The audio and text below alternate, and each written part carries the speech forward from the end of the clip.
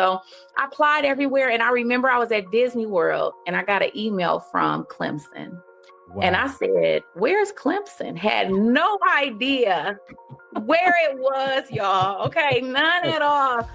And so I Google it, and I'm standing in line because actually at the same time I was interviewing for IU Indianapolis. They had a full-time instructor role, lecturer role, if you will. Mm-hmm. And so since I already worked there, I'm not going to lie, I thought I was a shoo-in. The department head liked me, the people liked me. I had great evaluations from students. You know, I bring an energy, I have experience, and I'm thinking that, you know, I'm going to get this job. Yeah. And I was going to decline. When I found out that Clemson was in South Carolina, at the time I have a 2-year-old, and I'm like, I ain't moving to South Carolina. And I'm telling you, something said, interview for the experience. Okay. And I remember somebody telling me years ago, even if you're not interested in a job, if you get an interview to a high paying role, interview for the experience. Right. Because you might not get it, or you might, right? But at least you'll be prepared, because interviewing is a skill and we don't get a chance to do it a lot. Okay. And the networking and connection of it too. Never know who you'll meet.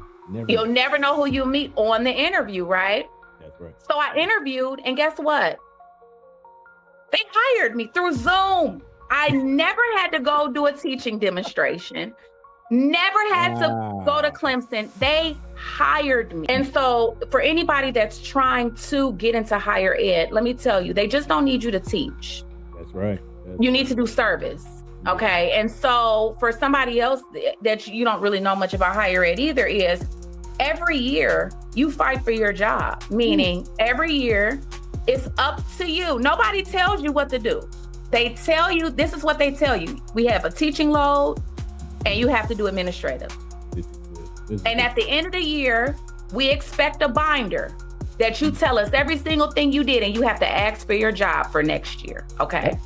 So that really separates self-motivated people from non-motivated people, because you're going in there, you thinking, I didn't move all the way to South Carolina to lose this job. Or you are the director of graduate programs, which means you're still faculty, but your administrative load is so heavy, you'll only teach 1 or 2 classes. That's right. But if your goal is to do research and write and publish, you'll probably only teach 2 classes unless you can buy it out.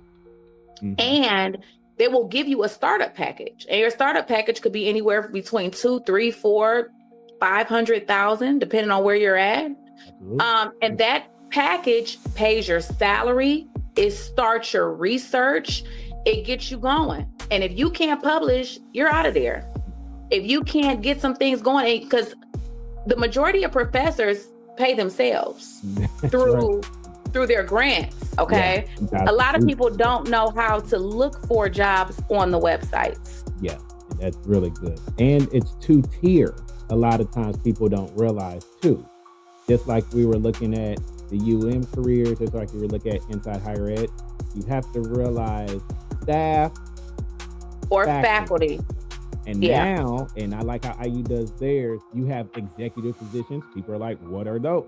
You know, those higher leadership roles. And then there's foundations that have jobs as well. So all these different things play a part, because it's exactly like you said, people don't know what to search for.